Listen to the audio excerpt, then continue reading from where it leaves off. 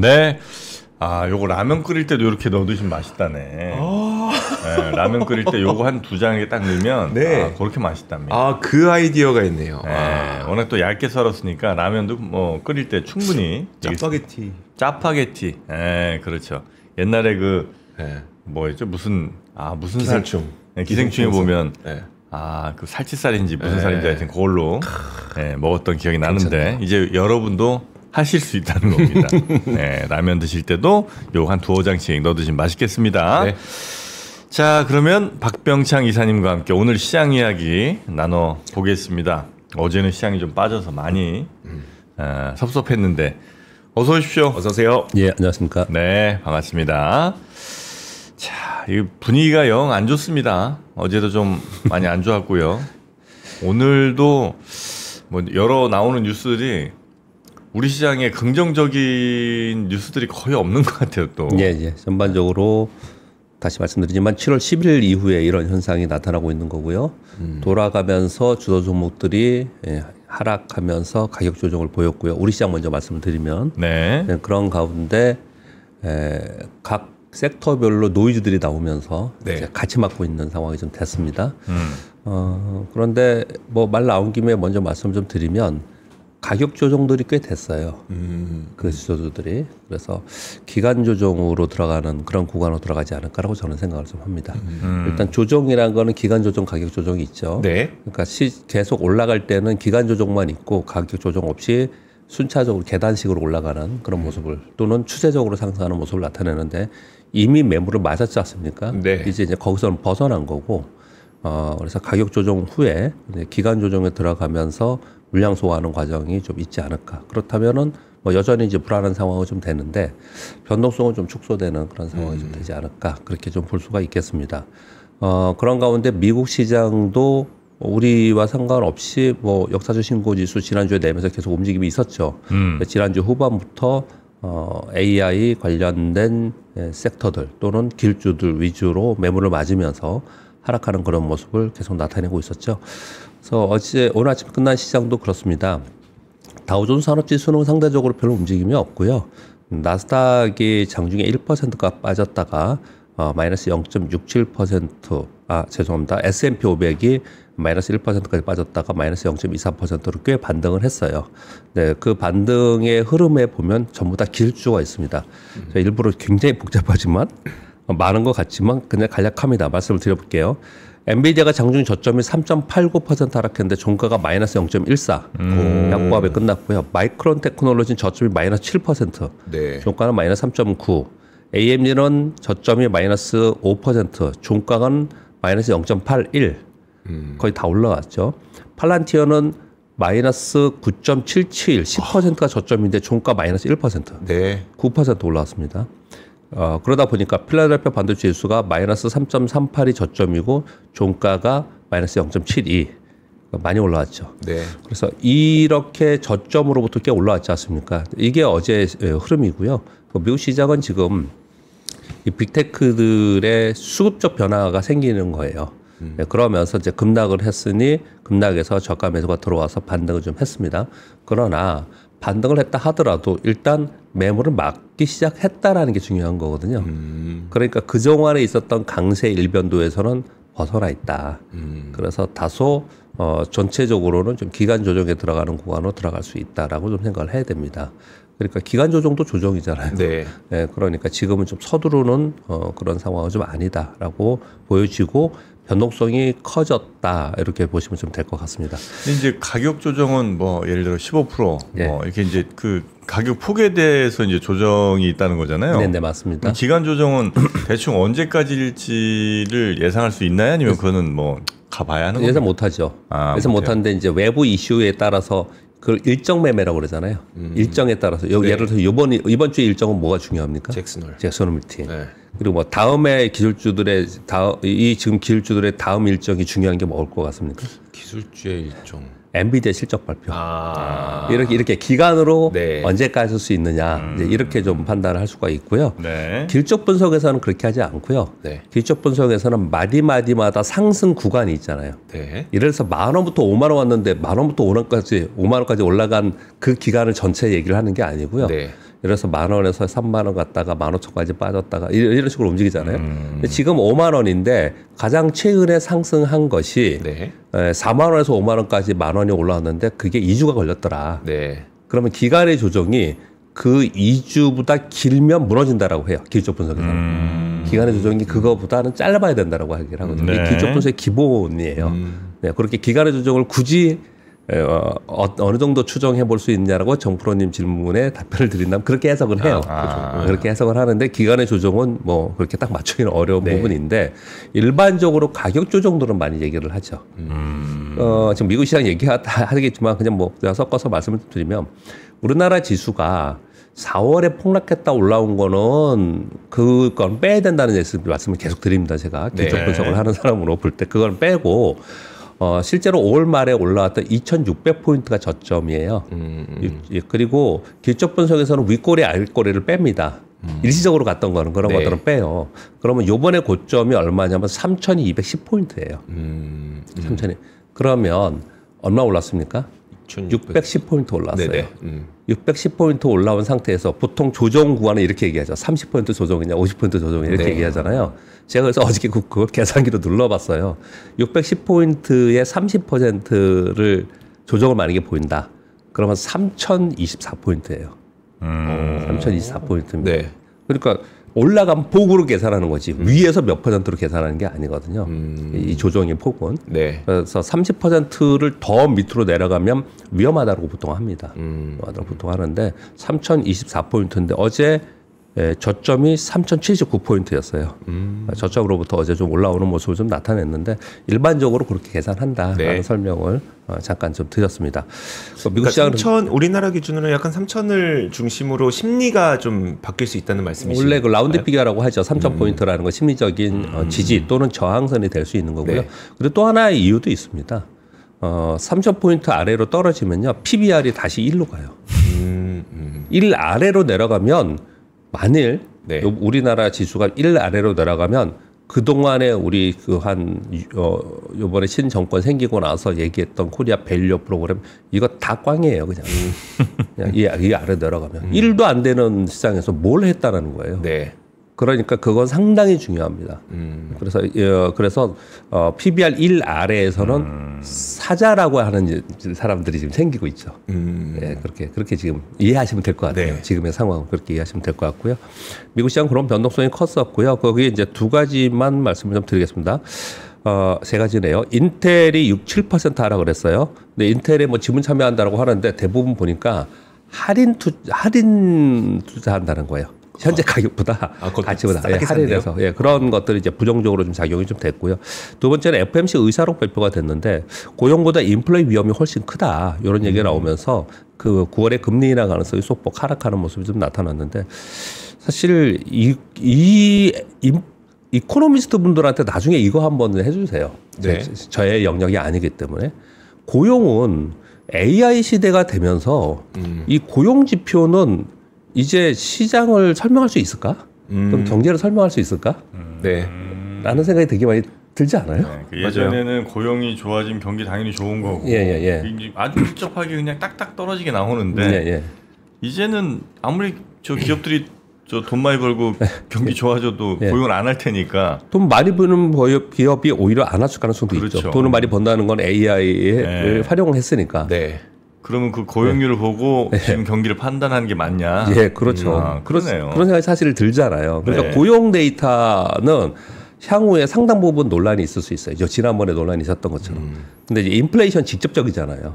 실생활에 굉장히 직접적입니다. 그래서 인플레이션 위험에 대해서 얘기를 좀 하고 있는 상황이다. 그 얘기를 잠깐 드리겠고요. 그래서 FOMC 의사라고 나온 거 보니까 파월 의장이 우리 금요일이죠. 금요일 날 연설이 있으니까 우리 주말에 할 것 같아요. 우리 요거를 지금 반영을 못 하는데 그런 부분들이 더 걱정하는 것 같아요. 그걸 반영하지 못하는 상황에서 우리 시장은 우리는 그냥 다음 주를 맞이해야 되니까. 근데 요번에도 매파적으로 얘기하지 않을까라고 얘기를 좀 하고 있는 것 같아요. 그렇게 얘기 좀 하고 있고요. 그리고 트럼프 대통령이 정말 대단한 사람이다라고 제가 방송하면서 한 가지까지 말씀을 드리는데 리사 쿡 연준 이사의 사퇴 촉구를 지금 하고 있는 상황인데요. 그 사태 이유를 여러 가지 얘기하면서 이유가 뭔지를 우리가 다 아시잖아요. 네. 금리 인하 때문에 그러는 건데 리사쿡이 몇 년 전에 주택담보대출을 받았는데 실거주용으로 받았는데 실제로 실거주하지 않고 자기는 딴 데 살고 거기에 임대를 줬더라. 그래서 이거 부정적으로 담보대출 받은 게 아니냐라고 해서 법무부에 이거를 지금 조사 의뢰를 해요. 아, 그래요? 네. 참 이 트럼프 대통령 나중에 어떻게 평가가 될까라는 생각도 되게 많이 들죠. 네, 보면은. 네. 아무튼 이런 얘기들을 좀 하면서 금리 인하 얘기를 하는데 그 중에 이제 일종의 약간의 변두리 얘기이지만 이게 굉장히 많이 회자가 돼서 이 얘기도 잠깐 좀 드렸습니다. 네. 그래서 미국 시장 설명드렸고요. 어제 우리 시장도 변동성이 정말 컸죠. 코스피의 장중 저가가 마이너스 2.29%였습니다. 3,079포인트였어요. 근데 종가는 마이너스 0.68%로 됐습니다. 그래서 진짜 많이 올라왔죠. 사실 반등은 꽤 많이 했습니다. 이게 근데 반등의 주역이 다름 아닌 그냥 조방원이에요. 조방원이 빼고 조방원이 반등한 겁니다. 네. 반등의 주역은 조방원이 반등한 거고요. 그 종목을 보시면요. 두산 에너빌리티 저가가 마이너스 14%였습니다. 종가는 마이너스 3.5, 10% 올라왔어요. 개인 투자들에게 많이 샀고요. BHI도 이거 저기 두산 에너빌리티의 밴더죠. BHI가 원자력 밴더입니다. 저가가 마이너스 8.5%였는데 물론 여기는 재료가 나왔어요. 두산 에너빌리티 이제 공급 공약이 나오긴 했는데 플러스 5.58%가 됐습니다. 변동성 어마어마한 겁니다. 10% 이상의 변동성이 생기는 거예요. 뭐 그 중에 뭐 다른 것들도 좀 몇 가지 보면 LS 일렉트릭은 뭐 전력기기긴 하지만 마이너스 8%에서 마이너스 5.9, 6%로 HD 현대중공업 조선은 저가 마이너스 3.8에서 플러스 6.7, 0.07 이렇게 좀 조방원이 빠졌다가 조방원이 반등하는 그런 모습을 보였고 변동폭이 워낙에 컸기 때문에 어제 깜짝 놀랐을 거예요. 근데 어제 아침에 이런 면도 우리 시장에 좀 있습니다. 어제 아침에 시작하자마자 사실 어제만이 아니고 최근에 며칠 동안 외국인들은 아침에 시작하자마자 선물을 막 때려요. 선물. 요거 제가 이따가 설명드렸는데 먼저 말씀을 드려볼게요. 네. 요게 선물 우리나라 9월의 선물 10분 봉 차트입니다. 10분 분봉이에요. 여기 보시면 이게 어제 그제 이게 1일이에요. 이 횡선이 1일이거든요. 네. 여기 보세요. 아침에 딱 시작하자마자 다 급락시킵니다. 이렇게. 이게 외국인들이 이러고 있어요. 네. 아침에 시작하자마자 선물을 막 때려요. 막막이도록 해. 그 시장이 쫙 때려져. 그리고 나서 정신 차리고 잘 보시면 조금씩 다 반등을 하죠. 곧바로 한 30분만 있으면 반등을 해요. 네. 그리고 추가적으로 하락하느냐 마느냐 그 위에 문제인 거고 아침에 매번 이런 현상이 발생이 좀 되고 있어요. 그러면 이거는 9월에 선물옵션 동시만기일이 아직 그렇게 멀질 않았어요. 네. 그래서 뭔가 외국인들의 수급의 변화가 생기는 부분이 좀 있다라는 거고 외국인들은 선물을 하는 이유는 해지성인 거거든요. 네. 그래서 외국인들은 지금 환율이 더 올라오는 부분에 있어서 여러 가지의 우리나라의 정책 관련돼서 또는 뭐 이런 노이즈들에 대해서 염려하는 경고를 계속 주고 있지 않습니까? 그러니까 선물 시장에서는 이런 행동이 좀 계속 나타나고 있는 거예요. 그래서 선물을 때려놓고 다시 반등할 때 나중에 현물을 매도하고 뭐 요런 현상이 계속 나타나고 있는데 이거 말씀을 좀 중간에 제가 이 말씀을 드리는 이유는 어제 이렇게 반등을 크게 했지 않습니까? 근데 종목만 보면은 이 조방원이 주도 종목이 급락했다, 주도 종목이 올라오고 이런 현상이 나타나는데 이건 종목 하나하나의 문제가 아니고 시장의 영향을 받으면서 시장하고 같이 움직이는 거예요. 그러니까 그들이 움직여서 이렇게 올라가는 부분도 있지만 전반적으로 선물 시장에 연동하는 게 훨씬 더 강해졌다라는 말씀을 드리는 거고요. 취약한 거예요, 네. 시장이. 그리고 외국인들에 의해서 이런 모습이 나타나는 부분 두 번째고 세 번째 말씀드리고 싶은 거는 어떤 거냐면 이 시장이 계속 이게 지금 1, 2, 3, 4, 5일 동안 지금 연속해서 이렇게 나타나고 있거든요. 네. 이렇다는 얘기는 아침에 뭘 하면 안 돼요. 아침에 뭘 하면 안 된다는 얘기예요. 맞아. 예. 맞아요. 그거 맞아요. 이게 시장이 이미 이렇게 접어들었다는 거는 강세 시장에서는 아침에 액션을 해야 돼요. 뭔가를 해야 돼요. 아침에. 시장이 이미 이렇게 됐다는 얘기는 아침에 뭘 하면은 괜히 들어갔다가 물리거나 그러니까 판단이 내 생각하고 좀 다를 수 있어요. 시장 흐름에 따라서. 그래서 이런 상황이 되려면 이런 상황이 바뀌는 구간까지 가야 돼요. 이게 상황이 바뀌는. 근데 그런 구간은 언제쯤 바뀌냐면 여기 보시면 아침에 급락했다가 반등했다가 밀리고 반등했다가 밀리고 이러잖아요. 네. 근데 어제는 급락했다가 다시 밀렸는데 오후에 반등을 좀 해줬지 않습니까? 네. 이렇게 거꾸로 이게 추세예요, 추세. 이게 거꾸로 후장이 강해지는 추세로 바뀌면 네. 시장이 바뀌는 거예요. 수급이 바뀌는 거예요. 그래서 이 흐름을 이 트레이더들은 이 선물을 놓고 많이 보거든요. 그걸 제가 참고로 좀 말씀을 드렸는데 어제도 그런 모습이 좀 나타났다라는 말씀을 좀 드리는 거고요. 뭐 그렇다 하더라도 아래꼬리 계획량 길게 달고 저점은 3,079까지 갔다가 보니까 저가 매수가 들어오더라. 그래서 좀 올라왔다라고 했지만 내부의 수급을 보면 수급은 그렇게 좋지 않았습니다. 그래서 여전히 이 변동성에 대해서는 조금 주의할 필요가 있습니다. 왜 그렇게 보냐면 여기 오타가 하나 있습니다. 3,923억인데 여기 네. 하나가 지금 제가 지우질 못했는데요. 어제 아침에 개인들이 이렇게 매도가 많이 나온 거는 상당 부분 심리적 요인이 컸을 거라고 생각합니다. 어제 아침에. 이 얘기는 뭐냐면 지금 반도체에 대해서 트럼프 대통령이 뭐라 하지, 그런 얘기에 나오는 중간에 우리 정책은 좀 후퇴됐다라고 하지, 거기에 주도주들이 돌아가면서 매물 맞고 있는데 원자력에 대해서 악재성 재료가 막 나오지, 그러니까 아침에 막 던졌어요. 개인들이 아침부터 막 던졌습니다. 근데 그런 가운데 아침에는 외국인들이 좀 사는 척 했거든요. 네. 선물을 팔면서. 그러다가 외국인들이 팔면서 이제 더 밀리는 그런 현상이 나타났는데, 그러면 나중에 어떤 쪽이 올랐느냐? 물론 이제 주도주가 올랐다고 설명을 좀 드렸는데 어제 매수를 보면요. 개인들도 팔고 외국인도 팔았어요. 근데 기관이 5천억 매수한 걸로 돼 있잖아요. 네. 금융투자가 6,800억 매수했습니다.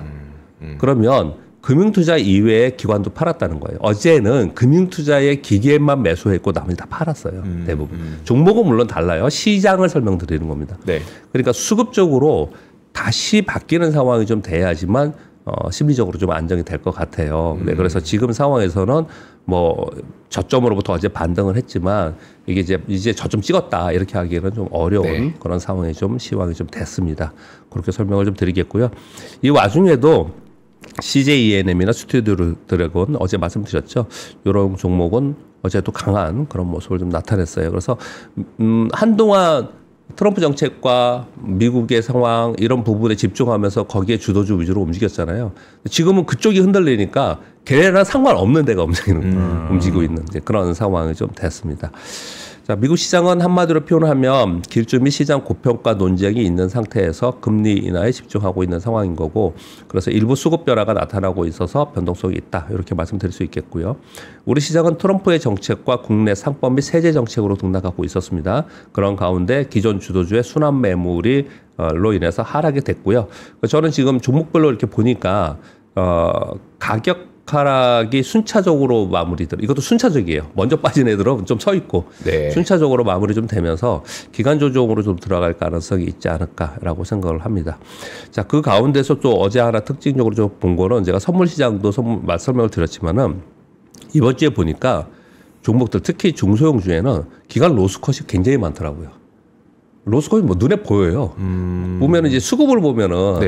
예를 들어서 뭐라고 할까요? 사모펀드에서 그동안에 사서 올린 거에서 총 다 더해 보니까 쭉 한 2, 3개월 더해 봤더니 한 10만 주였더라. 근데 요 며칠 사이에 10만 주를 다 때려버리고 막 그 수급들이 보입니다. 그래서 기관 로스컷도 상당히 있고요. 반대로 공매도 상황도 많이 보이더라고요. 공매도 상환하는 거, 외국인들 공매도 상환하는 것도 많이 네. 보이더라고요. 그래서 이런 것들이 지금 활발하게 밑에서 이 변동성을 이용해서 이런 것들이 좀 나타나고 있어요. 그래서 이런 것도 좀 살펴보시고, 그리고 기존의 주도주에서 어떤 것들은 노이즈고 어떤 것들은 좀 길게 이익 훼손이 될 수 있는 부분들을 좀 구분을 하셔서 전체적으로 좀 대응을 해야 되는 구간이 좀 됐습니다. 그리고 여기서 매수해야 되냐 말아야 되냐의 판단은 조금은 더 보수적으로 볼 필요가 있다. 보수적이라는 게 뭐 꼭 빠진다 이런 부분이 아니고, 네. 말씀드렸다시피 가격 조정이 마무리된다 하더라도 이제 기간 조정이 있을 수도 있으니 조금 더 한 발 물러서서 보는 게 어떤가라고 생각을 좀 하고 있습니다. 네.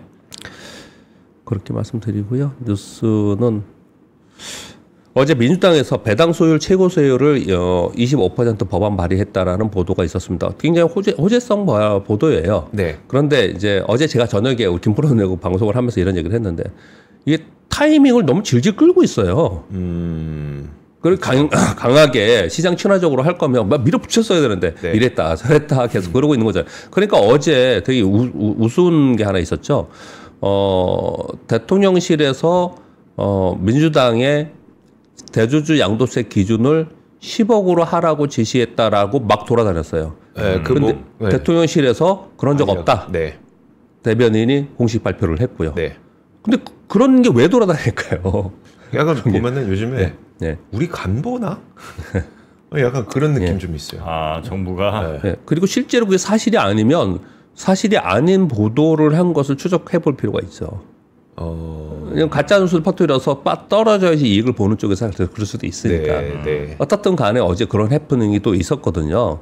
근데 그런 것들처럼 이 역시도 사실은 그동안의 시장에서 완전히 이보다 더 시장 친화적이면 좋겠지만 그래도 지금 그동안에 논의되었던 것 중에서 이거 보시면은요.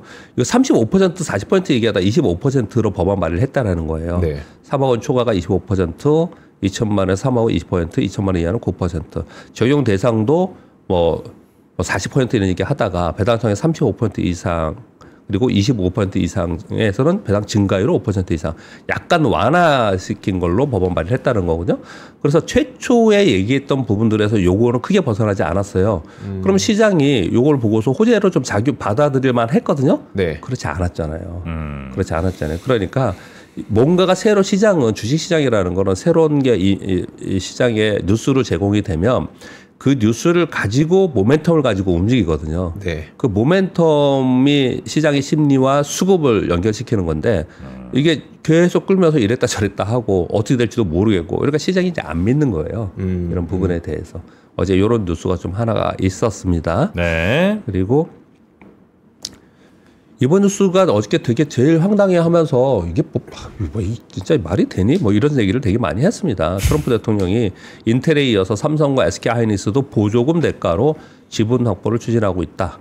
반도체 칩법 보조금을 활용해서 인텔 지분을 인수한 것처럼 삼성전자, 마이크론, TSMC, SK하이닉스 등과 같은 방식을 적용한다. 실제로 막 이걸 나오니까 그러면 이렇게 하면은 삼성전자가 받을 돈이 얼마죠? 4몇 조 달러, 6조 정도 됩니다.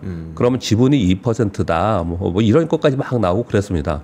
이게 말이 돼 그랬는데 걱정은 스럽죠. 왜냐하면 말이 안 되는 걸 너무 많이 하고 있기 때문에 걱정은 좀 스러운 그런 것들이 어제 작용을 좀 했습니다. 이것도 사실 걱정스럽습니다. 이 추운 뉴스를 좀 많이 봐야 되는 그런 상황이 좀 됐습니다. 그리고 베스터스 장관이 스테이블 코인이 미국 국채의 최대 수요처가 될 것이다라는 어제 언급이 있었습니다.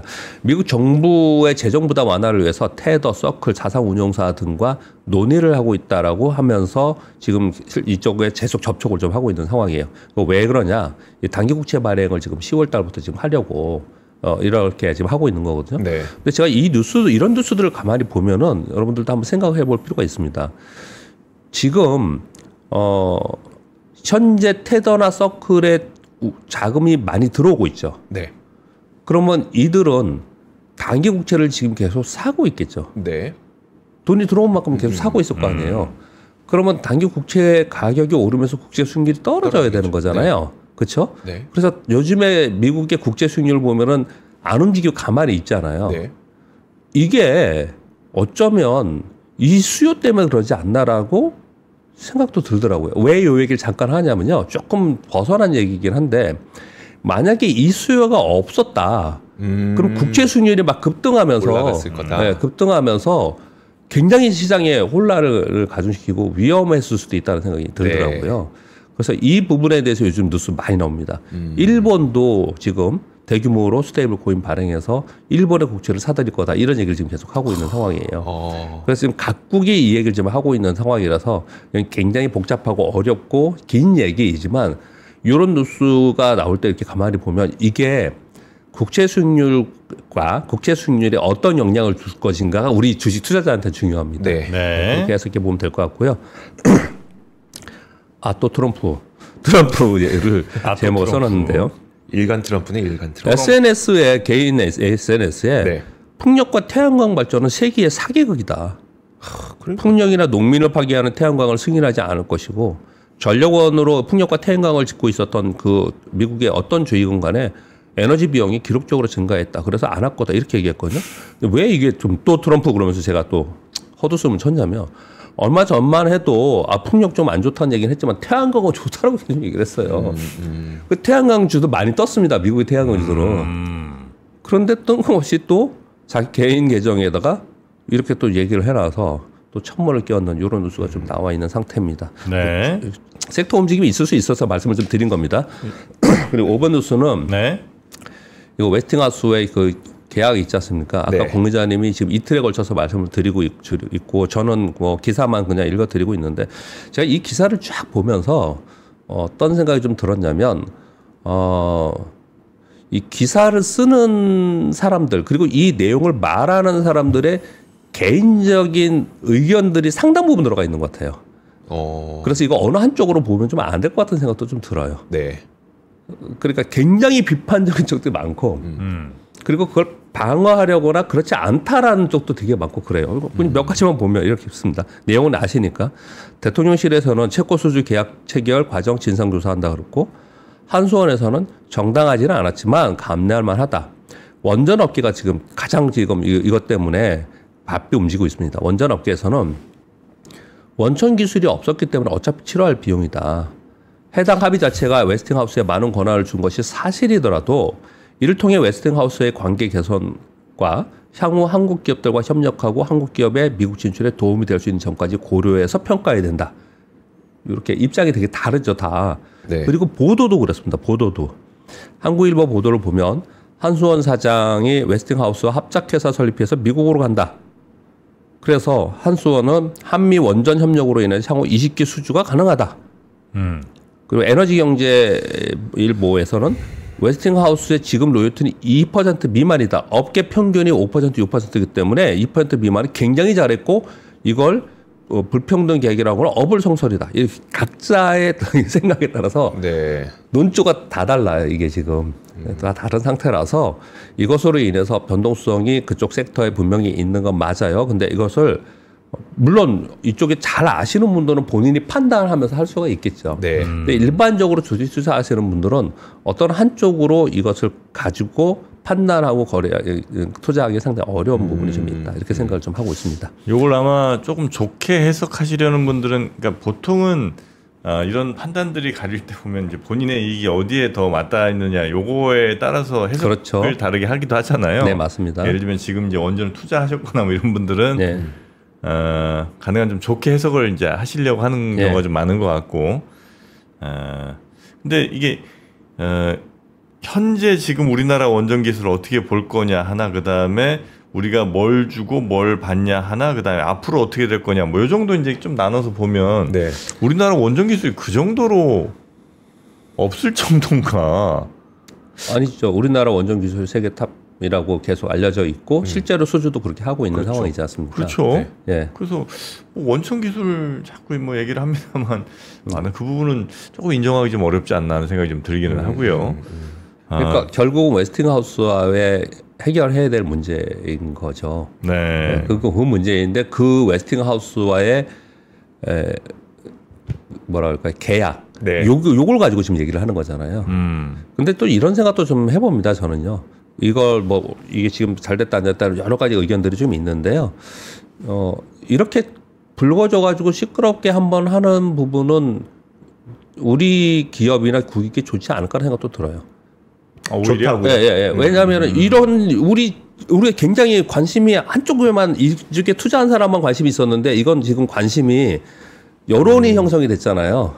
전 국민이 똑똑해지죠. 예. 이런 형성이 되고, 그러니까 현명히 똑똑하지로 이 사실을 안다는 것도 있지만 이런 것들이 우리가 협상의 무기가 좀 될 수도 있지 않을까 이런 생각도 되게 들어요. 보면. 예.